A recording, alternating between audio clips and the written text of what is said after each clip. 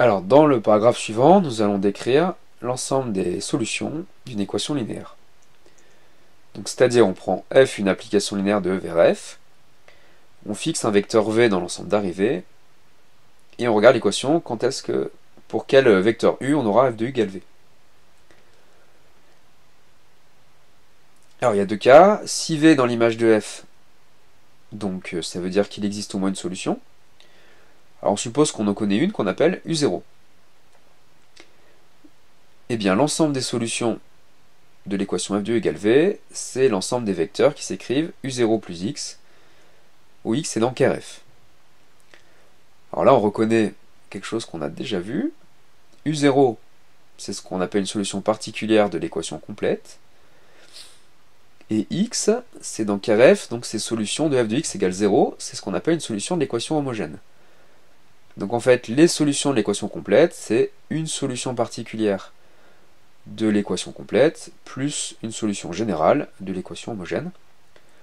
Résultat qu'on avait vu pour les équations différentielles linéaires. Ben là on vient d'expliquer, c'est une propriété générale des équations linéaires. Et ensuite le deuxième cas, si v n'est pas dans l'image de f, ça veut dire que v n'a pas d'antécédent, donc l'équation n'a pas de solution. Donc, voyons voir rapidement la preuve. Donc on fixe v dans l'ensemble d'arrivée et f notre application linéaire. En premier cas, on suppose que v est dans l'image de f, donc il a au moins un antécédent.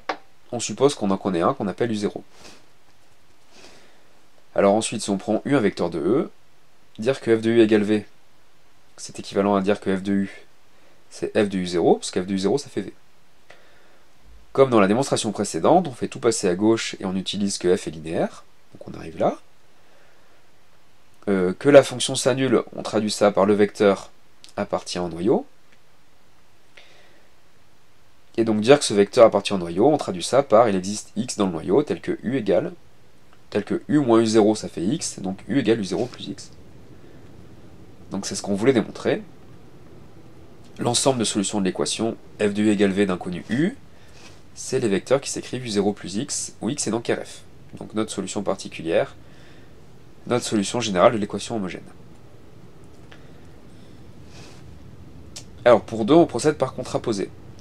Si on suppose qu'il existe un vecteur u, tel que f de u égale v,